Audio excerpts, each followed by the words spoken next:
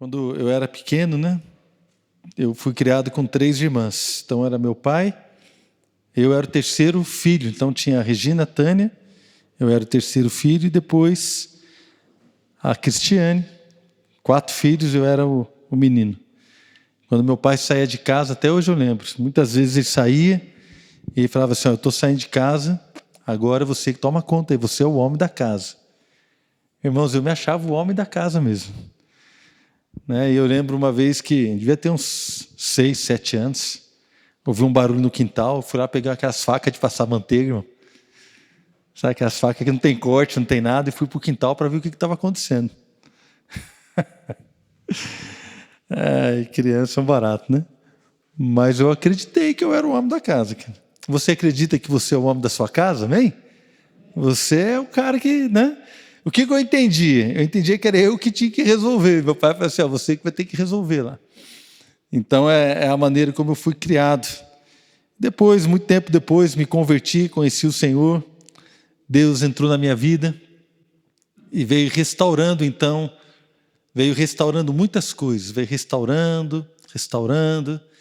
E aí a gente foi entendendo o que é de fato ser um homem de Deus, alguém que faz a diferença na sua casa, na sociedade, na igreja. O que é ser um homem de Deus? Eu queria que você abrisse a Bíblia lá em Eclesiastes, capítulo 3. Hoje, ao invés de falar muito, né, sobre hombridade, alguns textos clássicos que a gente fala, nessa noite, Deus me levou a ministrar sobre um outro tipo de tema. E eu tenho certeza que Deus vai falar aos nossos corações, amém? Eclesiastes capítulo 3, versículo 1. Para tudo há uma ocasião certa, há um tempo certo para cada propósito debaixo do céu.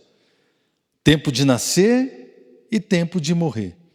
Tempo de plantar e tempo de arrancar o que se plantou. Tempo de matar e tempo de curar. Tempo de derrubar e tempo de construir. Tempo de chorar e tempo de rir, tempo de prantear e tempo de dançar, tempo de espalhar pedras e tempo de ajuntá-las, tempo de abraçar e tempo de se conter, tempo de procurar e tempo de desistir, tempo de guardar e tempo de jogar fora, tempo de rasgar e tempo de costurar, tempo de calar e tempo de falar. Tempo de amar e tempo de odiar, tempo de lutar e tempo de viver em paz. Pai, obrigado, Senhor, por essa noite. Eu quero agradecer ao Senhor pela vida de cada irmão, cada bravo varão que está aqui nessa noite. Eu quero louvar o Teu nome, né, pela vida de cada um, nós estarmos aqui, Deus, e temos uma grande expectativa do Senhor falar conosco, de o Senhor ministrar aos nossos corações. E pedimos, Pai, para que o Senhor cuide da nossa casa, do nosso lar, cuide das nossas famílias, de cada situação. Colocamos diante do Senhor esse momento para que o Senhor, ó Deus, ministre a nossa vida em nome do Senhor Jesus. Nós pedimos. Irmãos, para tudo há uma ocasião certa. Há um tempo certo para cada propósito debaixo do céu. Essa palavra aqui, ocasião certa, algumas traduções dizem, né, há tempo para tudo. Na verdade, também é uma palavra que é traduzida como estação. Há um tempo para cada estação. Irmãos, na nossa vida, nós como homens, vamos passar diversas estações. Vamos passar por momentos de todo tipo. Eu acredito que o nosso desafio é entender e discernir o que é que devemos fazer em cada tempo. Porque a palavra de Deus aqui está sendo bem clara, né? Ela diz assim, olha, é tempo para todas as coisas. Se a gente for ler tudo de novo, a gente vai ler com calma. Então, há tempo de plantar e há tempo de arrancar o que você plantou. Há tempo de você abraçar e há tempo de você deixar de abraçar. Tem aqui, fala, há tempo de se calar e há tempo de falar.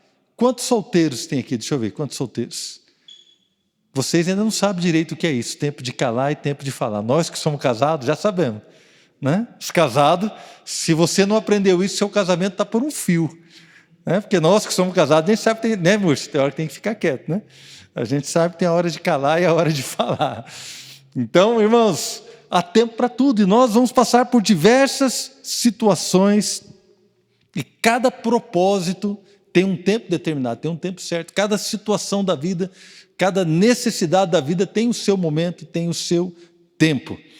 Se a gente fosse falar sobre hombridade, nós entendemos que cada estação dessa, cada situação, nós devemos enfrentá-la, ou atravessar, ou vencer cada situação, cada circunstância que se colocar diante de nós com hombridade. Ou vamos vencer, ou vamos suportar aquela luta, devemos suportar com hombridade. A hombridade, na verdade, é uma característica de alguém que é destemido, corajoso, alguém que é honrado, e a hombridade tem a ver com alguém que age e se comporta de um modo íntegro e digno. Hombridade não tem a ver com masculinidade. Eu estava falando aqui no podcast que eu fiz dos jovens, do CWCast, é assim que fala, cadê o Tiago? Está por aí o Tiago, né?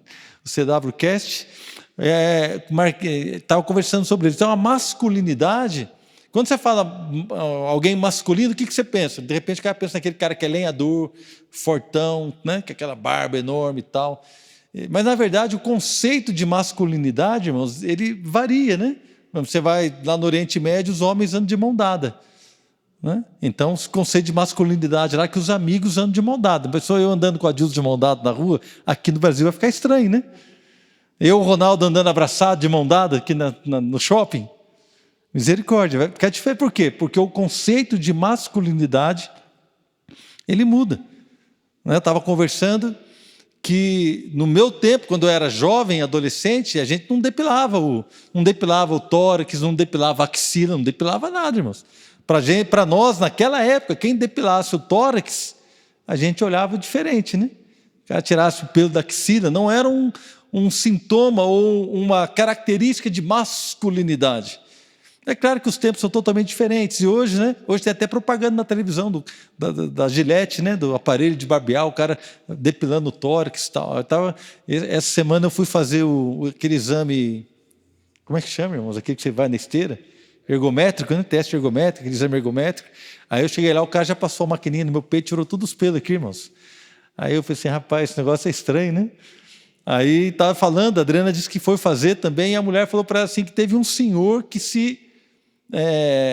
ele não quis fazer o exame, ele se indignou e falou assim, não vou fazer o exame, porque falaram que tinha que raspar o peito dele, ele não fez o exame, foi embora sem fazer o teste ergométrico, porque ele não queria raspar o pelo. É engraçado, né? Quando você começa a olhar. Então, a masculinidade, ela varia com o tempo, varia com a cultura, ela varia com os conceitos. Os conceitos são transitórios. Né, irmãos? No meu tempo, né, a gente usava calça mais larga, né? Agora, essa calça minha não está muito boa para falar que está meio justa, né?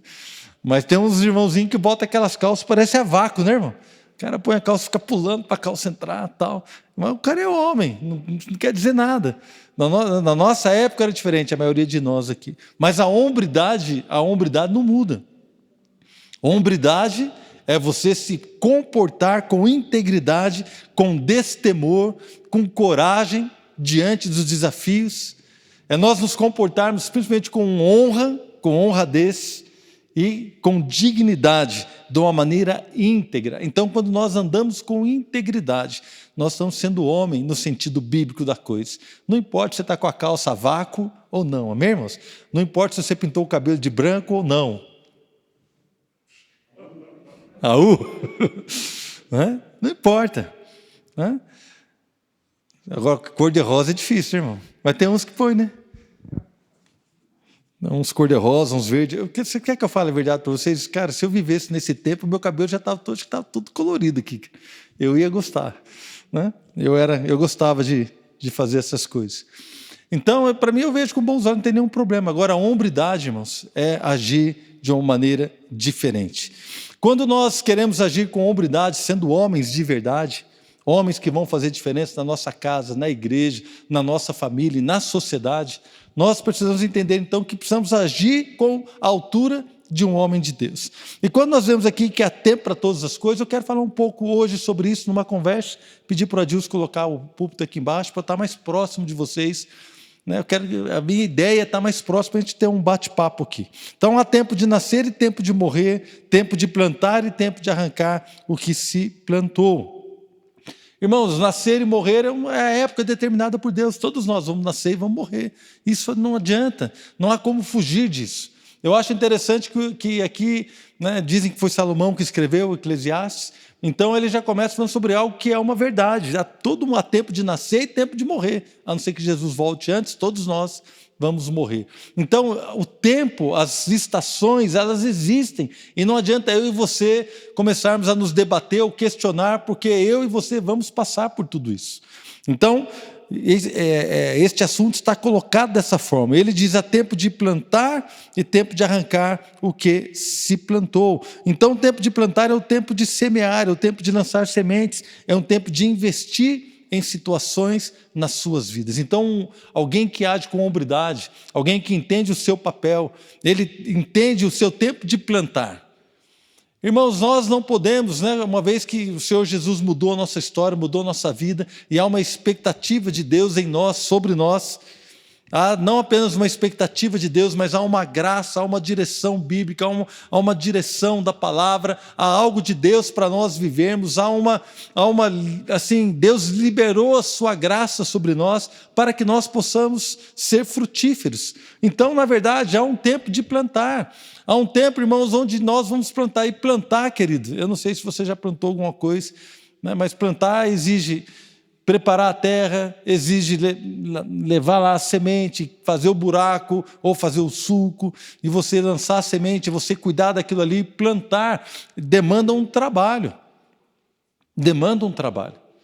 Então, muitas vezes a gente imagina que a gente vai levando a vida e vai levando, não, mas é trabalhoso, é acordar cedo, é você correr atrás, é você fazer as coisas, é você ter responsabilidade. O plantar exige de nós uma atitude positiva. É algo que você faz, é algo que você se propõe a fazer. Então, alguns aqui estão no momento, né, principalmente os solteiros que levantaram as mãos, tem aqui alguns jovens, adolescentes. Esse é o momento de plantar na vida de vocês. E eu quero dizer algo, demanda sim responsabilidade. Não espere que a sua mãe e seu pai vão fazer tudo por vocês. Quando eu era pastor de jovens, uma vez eu fui ajudar estava tendo uma reunião de mulheres, um encontro de mulheres, e eu era pastor de jovens, a Adriana estava na reunião, e eu fui lá para ajudar. Eu lembro que eu fui para a cozinha. Quem não sabe fazer nada, irmão? Eu não sei fazer nada. Então, sobra aquele serviço mais, né? Assim, menos técnico e mais trabalhoso. Aí o que é para fazer? Precisa descascar a laranja. Eu falei, tá bom, peguei, sentei, me deram um saco de laranja, irmão. Tinha tanta mulher naquele encontro, imagina, para descascar não sei quantas laranjas. Peguei a faquinha lá. Aí tinha um adolescente, 15 anos, perto de mim, e falei assim: ô filho, me ajuda aqui a descascar essa laranja aqui. Aí eu não sei descascar laranja, pastor. Aí eu falei, puxa vida, o camarada com 15 anos não sabe descascar uma laranja? Assim, mas como é que você chupa laranja? A minha mãe descasca para mim. Aí eu dei a faca para ele: você vai aprender a descascar a laranja hoje, senta aqui. Estragou umas 4, 5 laranjas lá, mas foi lá, né? Por quê, irmãos? Nós não podemos estragar os nossos filhos. Eu fui um pouco estragado pelo meu pai. Porque a minha mãe falava assim: Marcelo, põe lá o lixo na rua que o lixeiro está vindo. E eu falava assim: já vou, mãe. Daqui a pouco minha mãe falava assim: Marcelo, põe lá o lixo na rua que o lixeiro vai passar, o lixo não pode ficar aí. Naquela época o lixeiro passava 2 vezes por semana. Eu falei, tá bom, mas já vou. Aí daqui a pouco, a hora que eu vi o barulho do caminhão do lixo, meu pai saía correndo, catava os lixos, levava tudo na rua e eu ficava tranquilão lá vendo televisão. Várias e várias vezes isso aconteceu. Na época, eu achava que era bom. Mas depois isso me trouxe problema, porque tem coisas que o papai não vai fazer por você. Tem coisas que o seu pai não vai fazer por você. Vai chegar uma época na sua vida que eu e você, nós vamos ter que resolver as coisas. Irmãos, quem teve esse tipo de tratamento, hoje fica esperando você fica esperando que a sua mulher resolva as coisas por você. Você fica esperando que o seu filho resolva, que o seu cunhado, que o seu genro, que o seu sogro, alguém vai resolver para você, menos você. É aquela pessoa que a mulher que vai no banco resolver os BO do banco. É aquela pessoa que deu um problema no encanamento, ele fica lá, deixa vazando, até a mulher que tem que ir. É aquela pessoa, irmãos, que Não resolve nada, não resolve problema na empresa, não resolve problema, porque acha que sempre que alguém vai resolver para ele.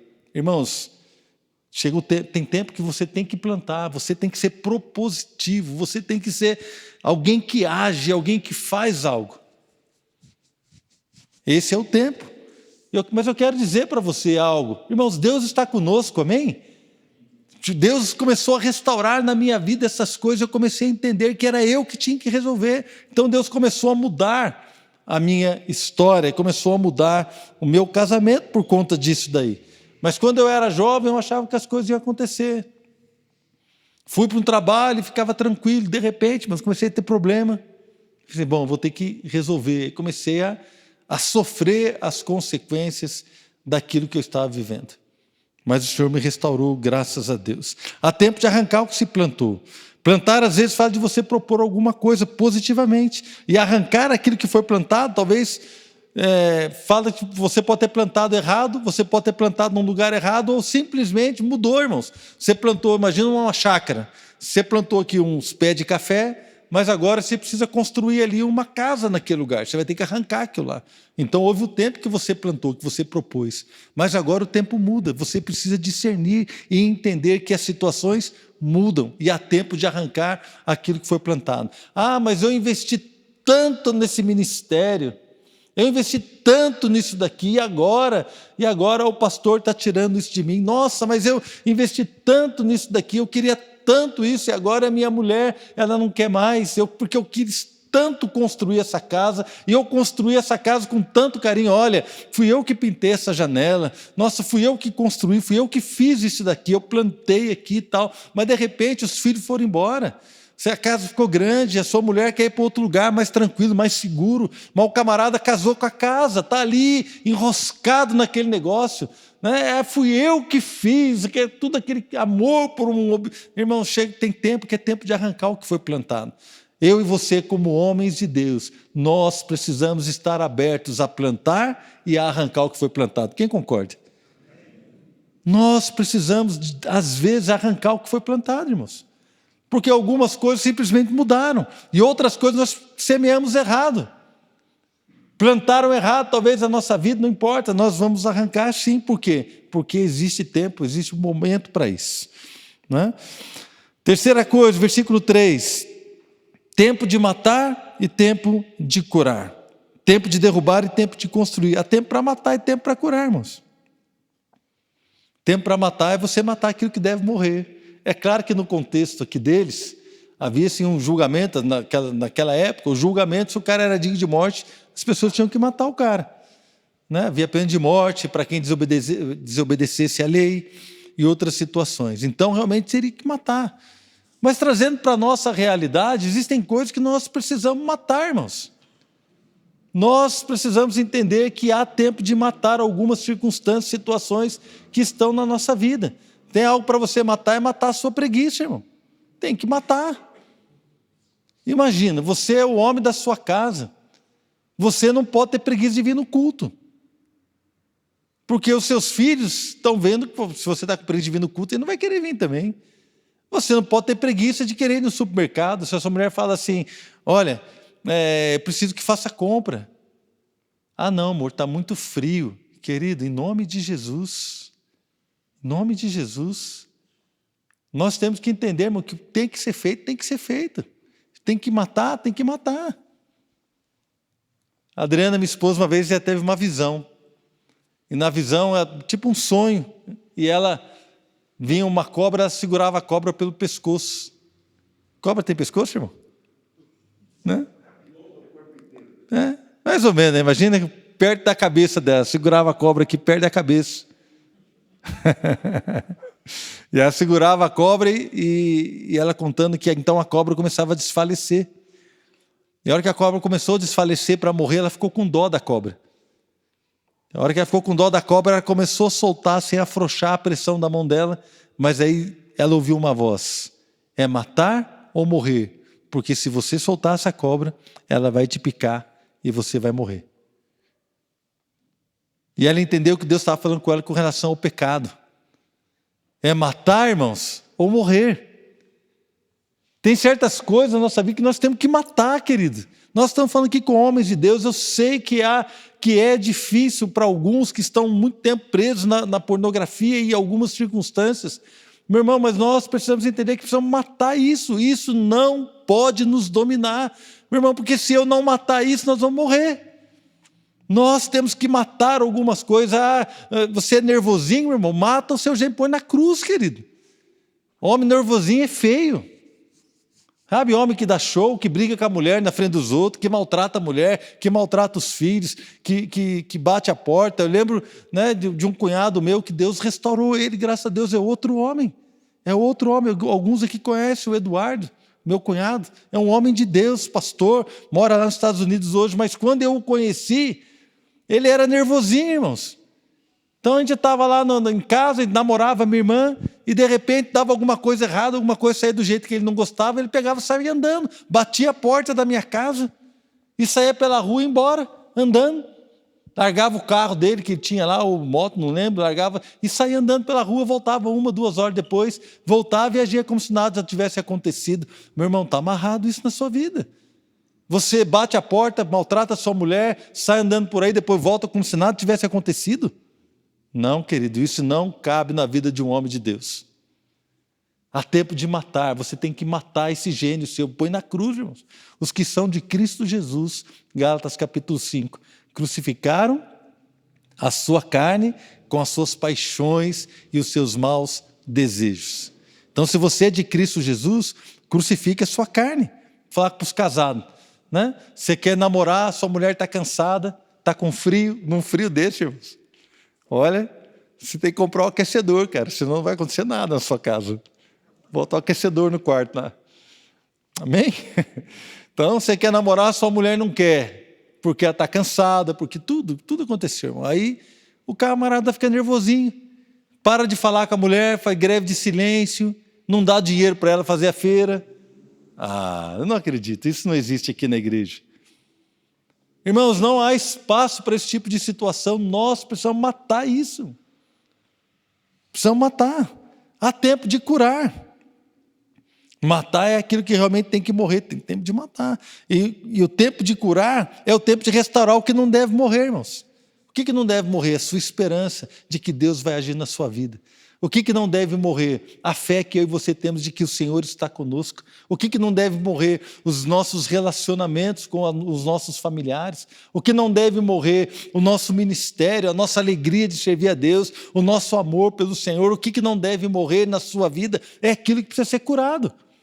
Então há tempo de curar. Nós não podemos ficar deixando as coisas doentes na nossa vida. Nós somos homens de Deus, e o homem de Deus não deixa as coisas adoecidas, irmãos. Tem que ser curado. Precisa ser curado, porque existe o momento da cura e nós não podemos deixar que esse momento passe. Deixa Deus restaurar a sua fé, amém? Vai, se coloque diante do Senhor, fala: Deus, restaura a minha vida, restaura, Senhor, o meu casamento, restaura, Senhor, a minha história, restaura a minha alegria de servir, restaura o meu ministério. Eu não sei o que é que Deus precisa restaurar na sua vida. Deus restaura a minha confiança. Quantos vão perdendo a confiança com o passar do tempo? Nós vamos perdendo a confiança, irmãos. De repente você tem uma ou outra derrota e a nossa confiança começa a ir embora. E a pessoa então, ela, quando vê, irmão, já foi.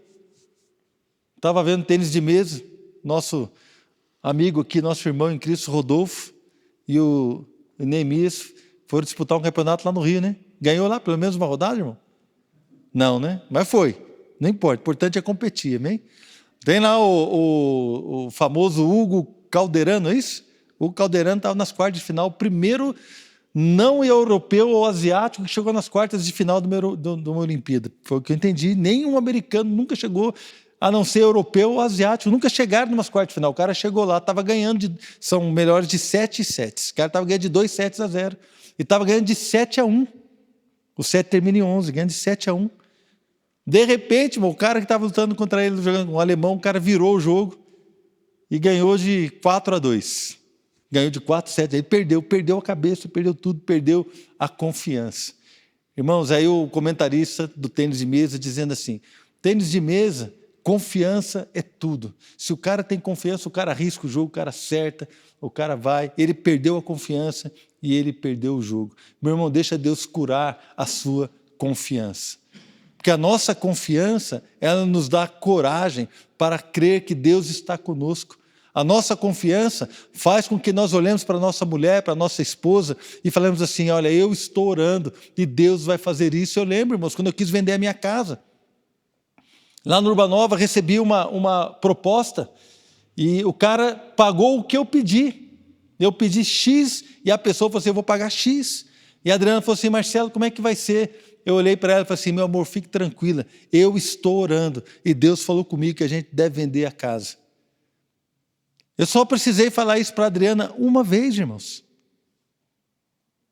Só uma vez. E nós vendemos a casa e compramos um apartamento que é a alegria da vida dela, o sonho dela.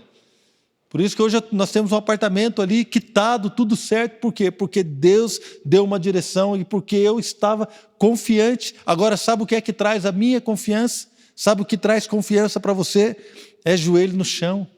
O que traz confiança para um homem é que ele está orando, que a sua força não é a própria força, mas a confiança de um homem de Deus é porque ele anda em santidade, ele anda em retidão, ele anda orando. Então a esposa olha para ele e fala assim, não, se o meu marido está falando, é porque é. Agora, meu irmão, se nem você confia em você, como é que a sua esposa vai confiar em você? Um dos homens que eu mais admiro na história, e na história da Bíblia, é Noé, irmãos. A Bíblia diz que nunca havia chovido. E ele chegou na casa dele e falou assim, mulher, vamos construir uma arca porque vai chover. E a família dele toda entrou no projeto para construir a arca, irmãos. Imagina hoje você chegar para sua mulher em casa, nunca choveu, imagina essa cena, você chega para ela, para os seus filhos e fala assim, olha, vamos construir um barco no meio da terra seca porque vai chover, vai inundar tudo. O que eles vão falar? E aí, Félix? Já imaginou a cena? O que seus filhos iam falar? O que a sua mulher ia falar? Tadinho do Marquinhos, doidou agora de vez. Né? Depois que ficou vô, ficou assim doido. Então, queridos, a confiança precisa ser curada. Nós precisamos permitir que Deus trabalhe conosco e mude a nossa história. Amém? Então, tempo de chorar, versículo 4, tempo de rir. Tempo de prantear e tempo de dançar. Há momentos para chorar, querido.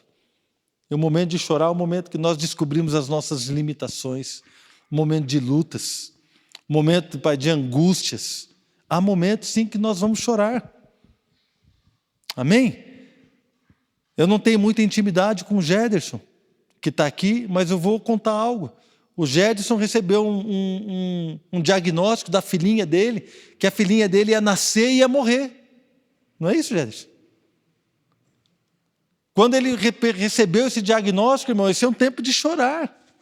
Por quê? Porque imagina a luta, imagina a angústia, imagina a dor do coração de um homem, vendo a sua família, vendo a sua esposa, a mulher grávida já fica mais sensível, vendo a sua esposa, vendo toda essa situação, e ele enfrentando isso. É um momento de chorar, irmãos, e a gente chora mesmo, esse é o momento de chorar. Há momento de chorar, momento de que você talvez está numa dificuldade, perdeu o emprego, está numa angústia, você tentou um projeto, deu errado, mas é um momento, isso não é para sempre, meu irmão, não é para sempre, é o momento que nós choramos as nossas fraquezas, choramos as nossas limitações, choramos a nossa incapacidade, porque nós choramos quando nós não temos condições de mudar aquela circunstância. Eu lembro de uma vez que eu chorei com a minha esposa. Eu tinha um apartamento aqui no Satélite, um apartamento, era bem simplesinho, que eu comprei antes de me casar, quando ainda era solteiro. Eu lembro que eu comprei esse apartamento, e nós nos casamos e mudamos para lá, morei 4 anos naquele lugar. Depois de 4 anos eu alugava o meu apartamento e com o aluguel do apartamento eu pagava um outro, um pouquinho maior, que eu já estava com as minhas filhas. E aí eu lembro que o inquilino saiu, e eu fiquei sem dinheiro, não tinha dinheiro, porque sem aquele aluguel, irmão, não conseguia suprir o outro. E foi uma fase difícil. E a Adriana falava assim, nós precisamos vender esse apartamento para comprar outro aqui. Eu falei assim, concordo. Mas se eu alugar, eu não consigo vender. e se eu não alugar, eu não consigo pagar o outro aluguel. Então tá bom, o que nós vamos fazer? Eu falei assim, não sei, espera, vamos ver. E aí passou uma semana, passou duas, um dia eu estava indo levar a Adriana para o trabalho, ela falou assim, o que é que nós vamos fazer? Vamos alugar ou vamos vender? Irmãos, e nesse momento eu chorei. Chorei, sabe por quê? Porque eu não tinha uma resposta. Eu não sabia. Eu estava orando, mas não tinha ouvido a Deus. Quem já orou e não ouviu a Deus? Nós, passa com todo mundo. Esse tempo é tempo de choro. E admitir naquela época, para mim foi muito difícil admitir para minha esposa que eu não sabia o que fazer. Hoje é muito fácil, irmão, mas naquela época, porque nós que somos homens, é ruim para a gente admitir para a mulher que a gente não sabe o que vai fazer. A gente não gosta, a gente gosta de ter o resultado, a gente gosta de ter direção. Nós vamos para cá, nós vamos para lá. Nós, né, irmão, a gente não gosta de admitir que não sabe. Ontem eu estava indo com a minha mãe e com a Adriana para um lugar e eu me perdi, irmãos, porque eu tinha que entrar numa rua, aquela rua, eu sabia ir. Eu fui entrar na rua, a rua estava fechada, estava em obras. Aí eu passei reto, fui longe, eu não conseguia voltar.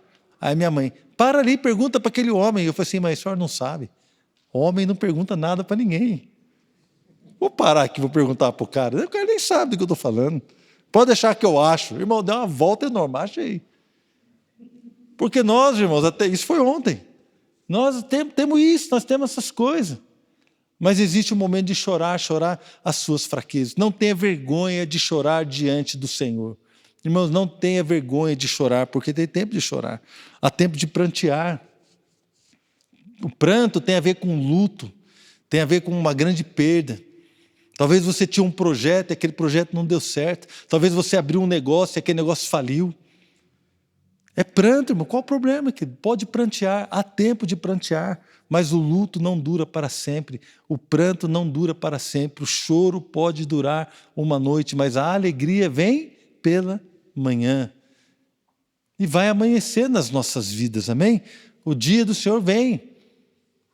Está amanhecendo, há tempo de chorar e há tempo de rir, há tempo de prantear e há tempo de dançar. Então, querido, esses momentos não são para sempre, mas nós precisamos entender que nós devemos também rir, dançar, nos alegrar naquilo que o Senhor nos deu.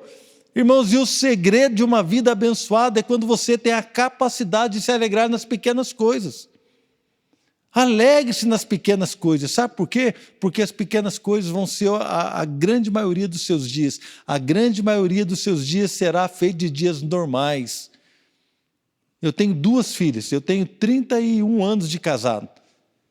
Se a minha alegria fosse só quando nasceu a minha filha, eu teria tido 2 momentos de alegria em 31 anos de casado, irmãos. 3 agora que nasceu a minha neta.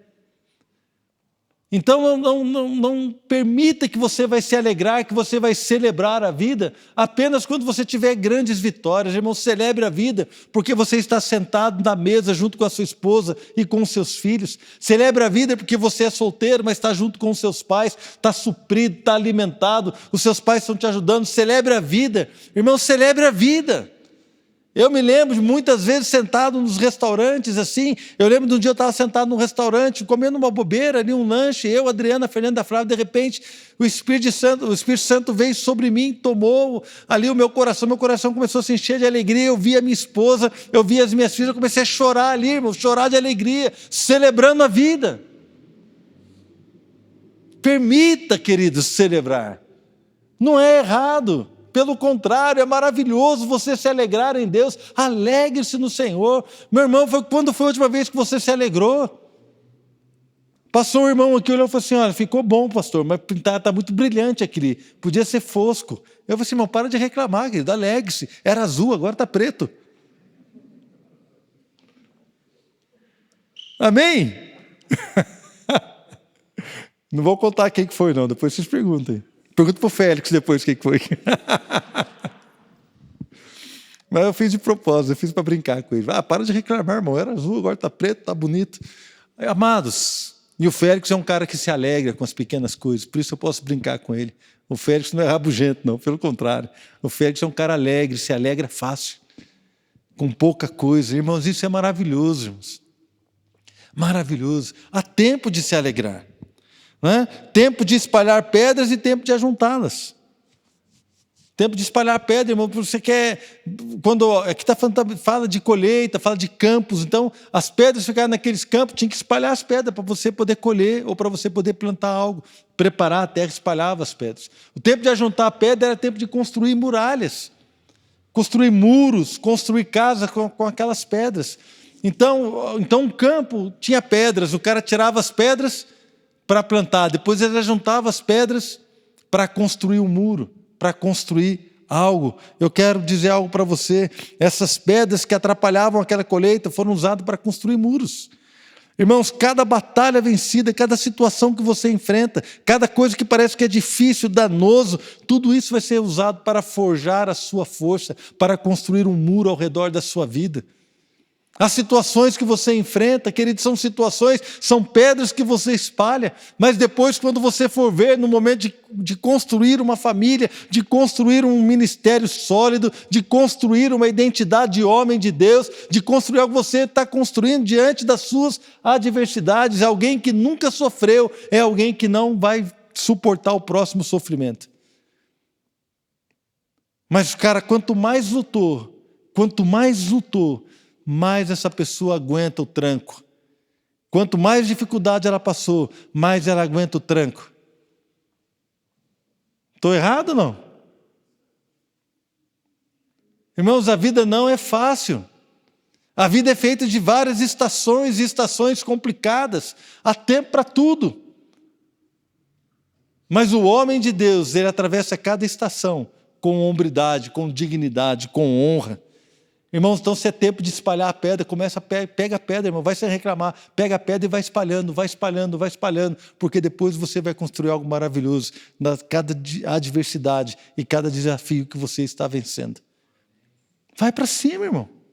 Nós somos homens de Deus e nós vamos para cima do gigante, nós vamos para cima do desafio, nós não estamos sozinhos, o Senhor está conosco. Deus colocou sobre nós a sua graça, Deus colocou sobre nós o seu espírito, Deus colocou sobre nós a sua força.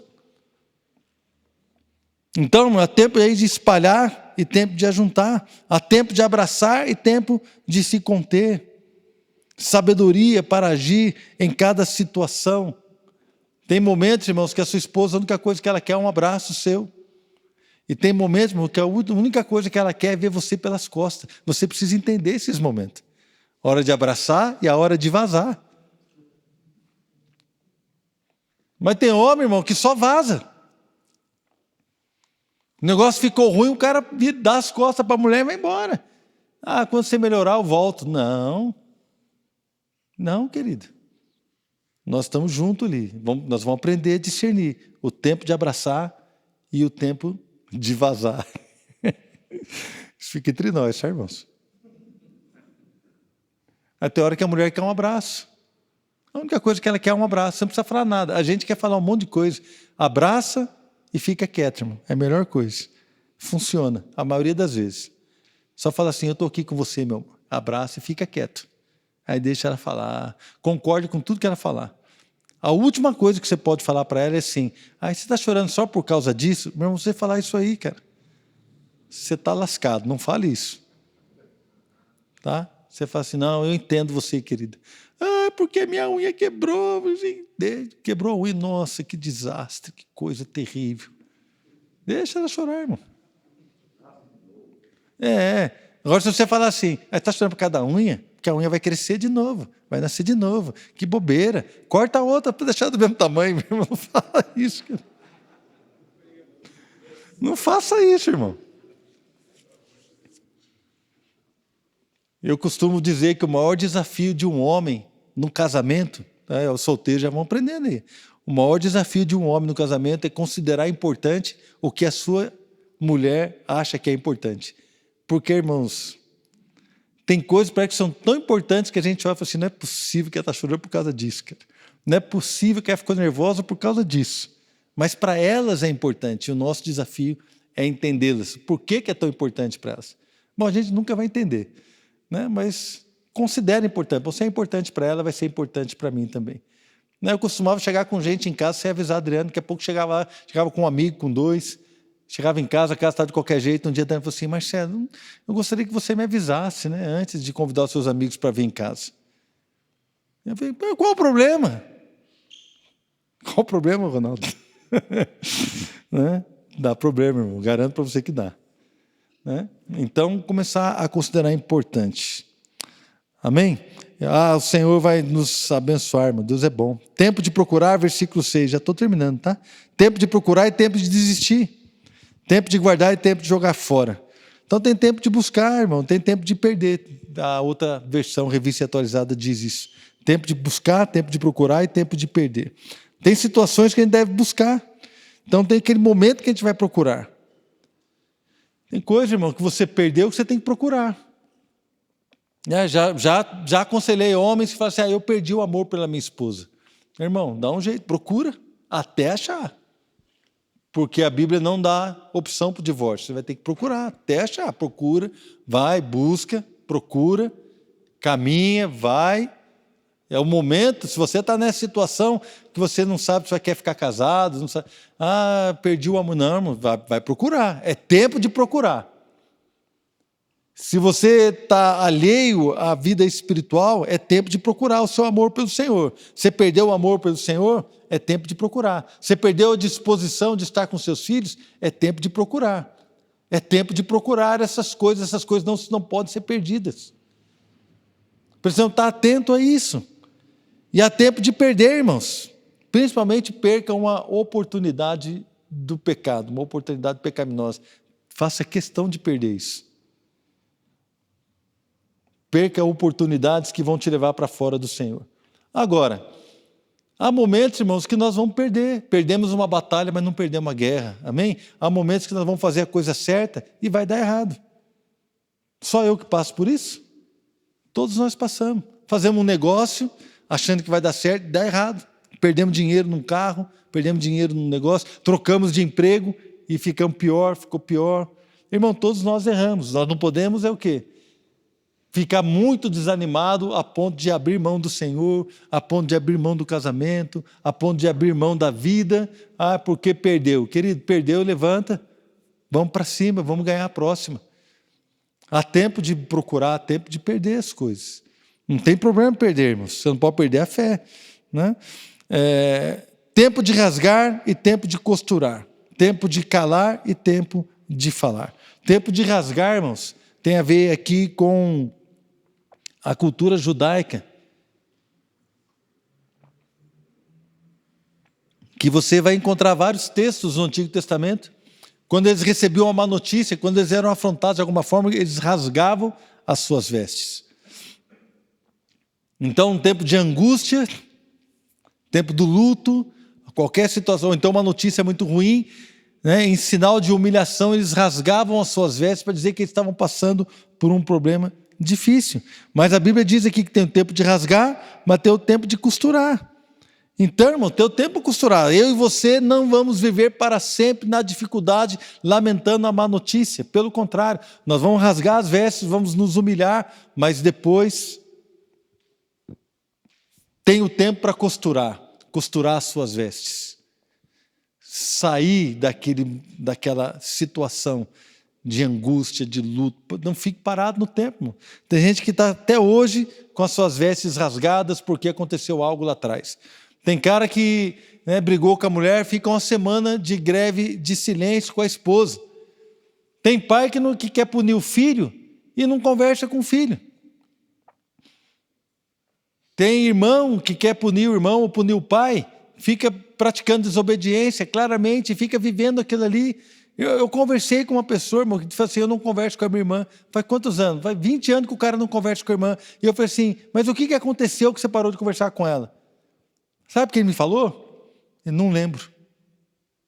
Eu lembro que era algo muito ruim, mas eu não lembro o que foi que aconteceu. Eu só sei que a gente se afastou, a gente não conversa até hoje. Eu nem lembro mais por quê, mas agora também não quero falar mais. Nem lembra.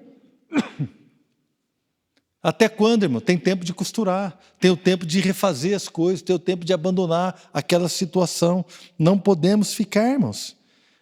Não viver para sempre nessa dificuldade, mas crer na mudança. Tempo de calar e tempo de falar, que eu já falei um pouco aqui. Há momentos, irmãos, de falar e há momentos de se calar. No seu trabalho, tem momento de você se calar, irmão. O homem, de Deus que age com hombridade, ele sabe. O pessoal juntou na rodinha, começou a falar mal da empresa, começou a falar mal do chefe, começou a falar mal do colega. Meu irmão, sai dessa rodinha. É tempo de você se calar. Na igreja, começa a falar mal dos irmãos, começa a falar mal, não sei o que, panelinha. Irmão, sai dessa roda, irmão. Não entre nessa conversa, é tempo de se calar. Não dê vazão a esse tipo de coisa. Não, porque o irmão lá não sei o quê. Não aceite. Irmãos, há tempo de você ficar quieto, não falar.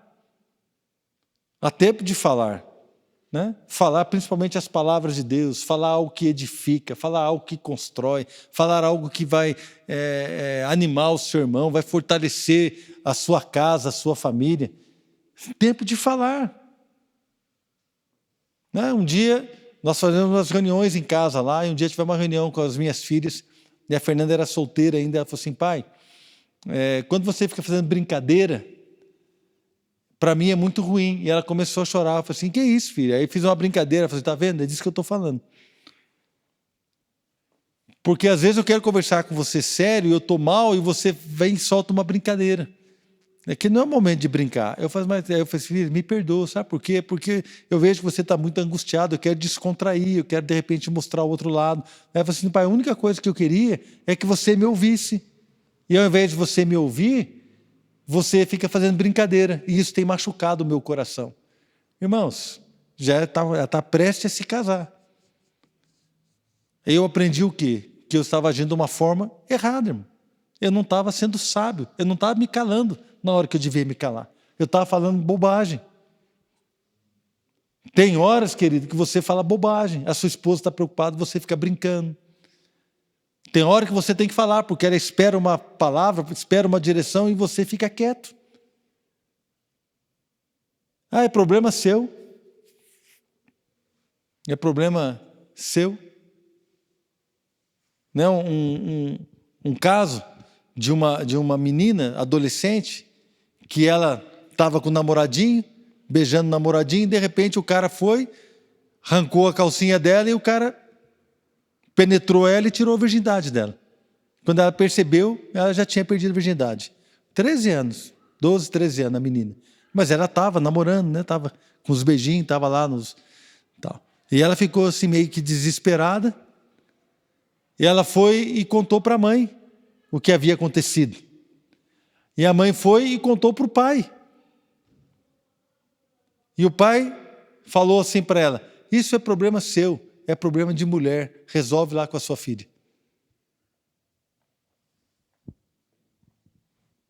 Bom, esse cara não é cristão, né?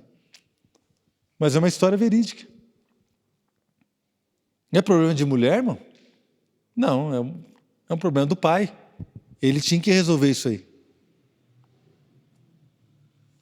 Irmão, tem coisa que é você que tem que resolver. E quando é você que tem que resolver, é você que tem que falar.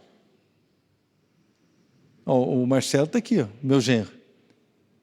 Eu nunca pedi para a Flávia conversar com ele algo. Sempre eu falei com ele, não foi, Marcelo? Até hoje. Eu não peço para a Flávia. Flávia, fala para o Marcelo que eu não gosto disso, que eu não gosto daquilo. Meu irmão, não, quem fala com o Marcelo sou eu. Não é nem a Flávia e não é a Adriana. Porque é tempo de falar. Meu irmão, é tempo de você falar. Quem fala com o namorado da sua filha é você. Quem fala com o seu filho é você, não é a sua esposa. Ai, amor, fala para ele que não sei o quê. Não, quem fala com o seu filho é você. É o pai que fala com o filho, não é a mãe. A mãe vai falar com o filho as coisas dela. Mas coisa de homem, irmão, é nós que falamos.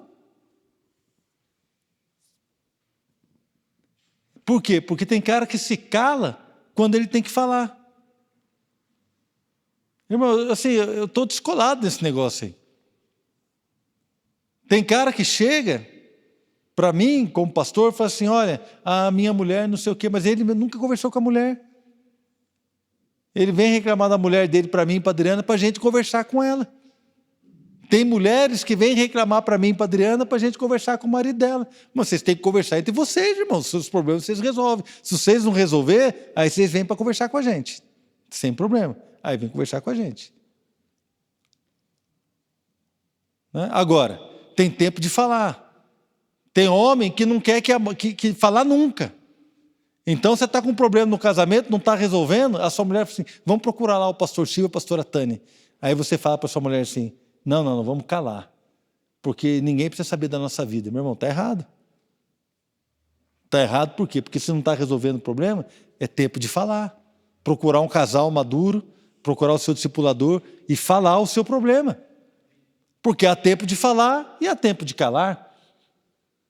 O tempo de falar, irmão, é quando você tem que falar a coisa certa, na hora certa, para a pessoa certa.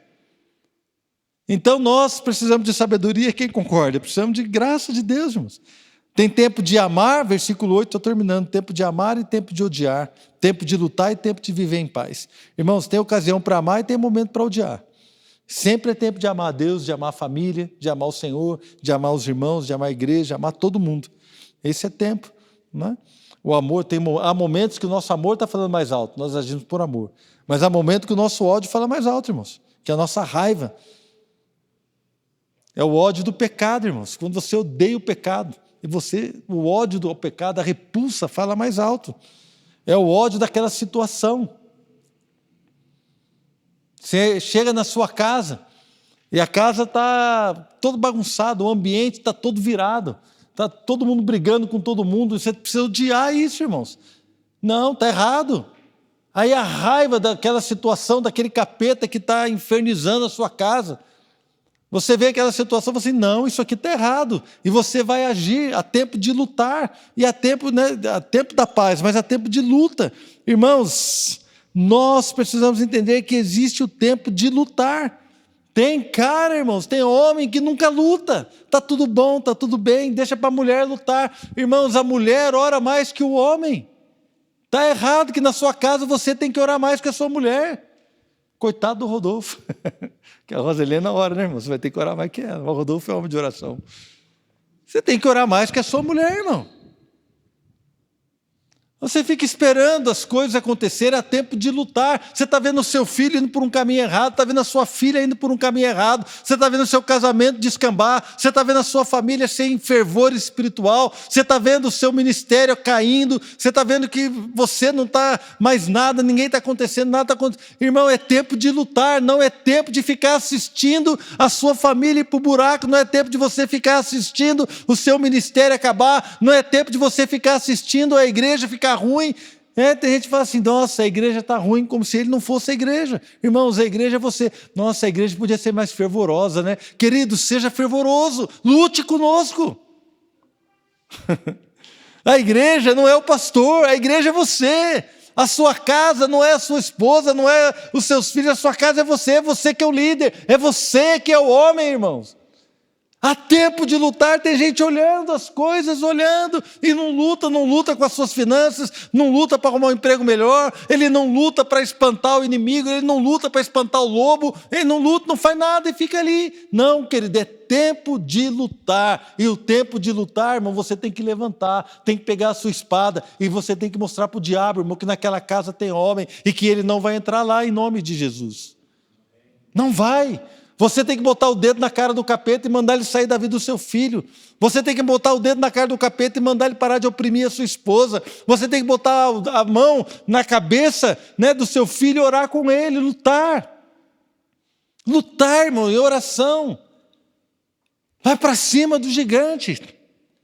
Davi, querido, era um menino, mas era um homem de Deus, agiu com honra, agiu com dignidade. Ele pegou um cajadinho dele ali, irmão, com as pedrinhas, e ele correu. A Bíblia diz que ele correu. Ele não foi andando, não, irmãos, com estratégia para ver onde é que ele ia atacar a pedra no gigante. Ele correu, sabe por quê? Porque quando nós estamos do lado do Senhor, irmãos, Davi falou assim, não é a mim que você tem afrontado, não é você ter afrontado ao Senhor dos exércitos de Israel, você tem afrontado ao Deus Todo-Poderoso. Sabe, quando Satanás afronta a sua casa, quando Satanás afronta a sua família, não é você que ele quer tocar no Filho de Deus, na glória de Deus, ele quer tocar, irmãos, naquilo que Deus colocou para nós vivermos, ele quer tocar no propósito de Deus para nós, ele quer roubar aquilo que Deus deu para mim e para você. Então, irmãos, nós estamos do lado do Senhor, e se o Senhor é por nós, quem será contra nós? Nós não precisamos ir com cuidado, nós temos que pegar a nossa funda e correr em direção ao gigante, porque ele vai cair em nome de Jesus, ele vai cair. Corra, meu irmão, Lute, lute, lute. Há tempo de lutar. E há tempo de viver em paz. Quando está tudo bem, está tudo tranquilo, irmão, então desfruta, querido. Desfruta da sua esposa, desfruta dos seus pais, né? Da comunhão com seus pais. Tem alegria de estar junto, de poder, né, tá se alegrando. Irmãos, é maravilhoso, tempo de paz. Um pouquinho antes de vir para cá, a Fernanda mandou uma mensagem para mim. Eu tenho um grupo, a Fernanda e a Flávia, mandou uma mensagem naquele grupo, falou assim: pai, eu vi uma propaganda aqui do Dia dos Pais, eu chorei um monte, lembrando de você. Olha, tem tudo a ver com você essa propaganda. E ela mandou para mim, um pouquinho antes de eu vir para o culto. Falei assim: filha, eu estou indo para o culto, depois eu vejo a propaganda. Acabei vendo antes, que deu tempo de ver. Não é a propaganda de uma filha que chama o pai. Pai, eu preciso de você. O cara vai lá na hora, estava jantando, parou, largou a mulher dele lá, pegou, entrou no carro, foi para onde a filha estava, para resolver a parada lá. Irmãos, nós somos homens, fomos colocados para resolver, amém? E o Senhor está conosco, queridos. O Senhor está conosco. Há tempo de desfrutar, desfrute. É maravilhoso, irmãos. Você está com a sua esposa. Pega a sua esposa, vai tomar um picolé. Um picolé não, né? Vai tomar um chá, um chocolate quente. Coisa simples, querido. Quanto tempo que você não pega a sua esposa à toa para tomar um café na padaria, irmãos? Leva ela para tomar um pingado com pão na chapa. Pastor, não tem dinheiro. Se você não tem dinheiro para tomar um pingado e um pão na chapa com a sua esposa, fala comigo, porque eu vou pagar para você o seu pingado e o seu pão na chapa. Eu pago, faço questão.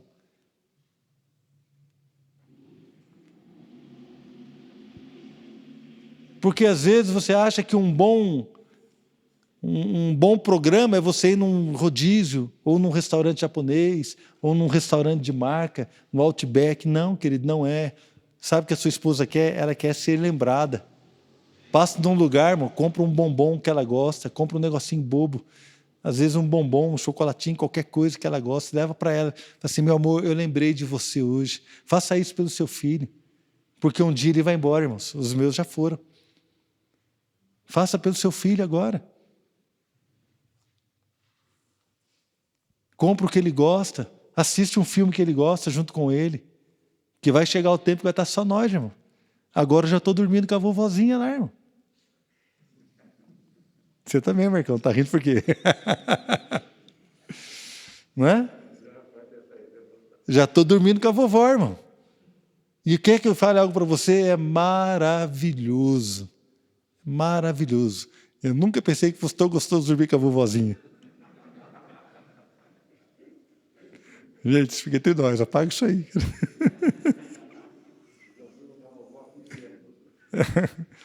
É maravilhoso, cara. Você aproveitar as estações. Quando eu me converti, Deus começou a falar comigo, Deus trabalhou tanto no meu coração, mas tanta coisa, tanta coisa. Quando eu comecei a me colocar diante do Senhor, orava, e Deus ia trabalhando no meu coração com relação ao meu casamento, com relação ao meu ministério, tanta coisa. Meu irmão, se você se colocar na presença de Deus, se prepare, Deus vai trabalhar na sua vida tanta coisa, vai corrigir tanta coisa, porque há tempo de correção, há tempo de tanta coisa, irmãos. E nós às vezes ficamos assim, sem entender que precisamos de graça e sabedoria. Amém? Então nós já percebemos aqui por esse texto que as estações, os tempos que nós vemos não são todos iguais. Os tempos variam. De repente eu estou num tempo, como eu disse, né, estou avô, né, dormindo com a vovó, e você ainda nem casou. Tem outros que estão com filhos pequenos. Tem outros que estão aí construindo ainda, né, lutando. Então os tempos são diferentes, mas nós enfrentamos situações e circunstâncias onde Deus tem ministrado no nosso coração. Cada um de nós é poderoso em Deus para vencer a situação e estação que você está enfrentando. Deus está conosco. Deus está conosco. E os momentos da nossa vida não são todos iguais. O nosso desafio, irmão, é discernir o tempo, é perceber o momento. Se é o momento de luta, se é o momento de calar, se é o momento de abraçar, se é o momento de matar, se é o momento de curar. Esse é o nosso desafio, nós entendermos isso e buscarmos isso em Deus. Mas eu quero terminar lendo um texto lá em Hebreus capítulo 13, versículo 5. Seja a vossa vida sem avareza, contentai-vos com as coisas que tendes, porque ele tem dito: de maneira alguma te deixarei, nunca jamais te abandonarei. Assim, afirmemos confiantemente: o Senhor é o meu auxílio, não temerei. Que me poderá fazer o homem? Irmãos, o Senhor é o nosso auxílio. Amém? Você pode falar: o Senhor é o meu auxílio? O Senhor é o meu... Não temerei, fala: eu não temerei. Quero convidar você a ficar de pé.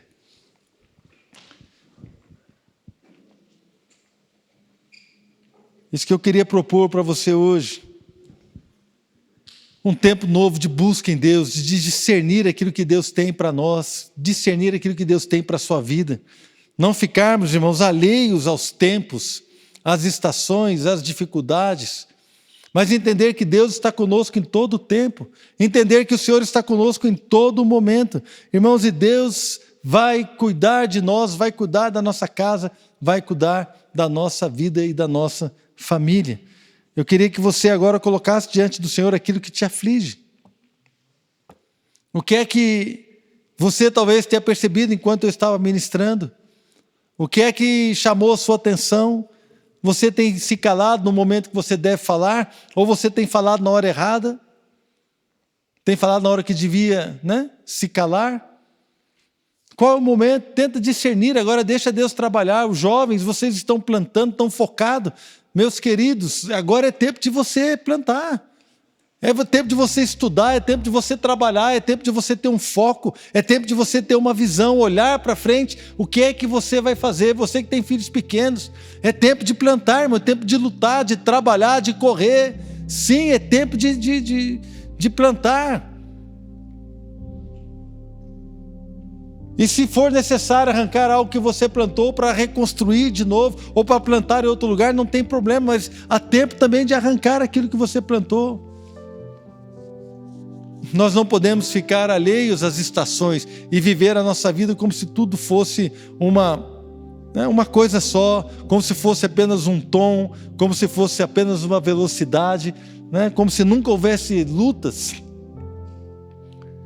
Querido, se você não tem lutado nunca na sua vida em oração, alguma coisa está errada. Se você não tem se indignado contra Satanás, se você não tem se indignado contra o diabo, que muitas vezes vem para assolar a nossa casa, alguma coisa está errada. Irmão, se você nunca tem se levantado em oração contra as circunstâncias que oprimem a sua vida, alguma coisa está errada. Irmãos, há tempo de lutar, é tempo de luta, é tempo de crer, é tempo de restaurar a fé, é tempo de restaurar a confiança, é tempo de curar aquilo que precisa ser curado. Deixa Deus trabalhar no teu coração. Pai, eu quero te agradecer pela vida desses homens, Pai. Quero te agradecer porque o Senhor tem nos ensinado a viver, Pai, como homens que realmente querem discernir o tempo, homens que querem entender o momento que estamos vivendo. O Senhor tem chamado a nossa atenção, Pai, para que a nossa vida não é uma vida monótona, mas precisamos estar atentos. Muitas vezes, Pai, as nossas esposas, as mulheres, as mães, estão atentas àquilo que está acontecendo no lar, e elas ficam chamando a nossa atenção. Olha, não sei quem está assim, o seu filho está assim, a sua filha está daquele jeito, olha, talvez tal coisa esteja acontecendo, olha, então, Senhor, eu quero pedir perdão ao Senhor como homem, e declarar: Deus, dá-nos olhos para perceber as situações, dá-nos olhos, Pai, para perceber, para estar, Pai, atentos a tudo aquilo que está acontecendo na nossa casa.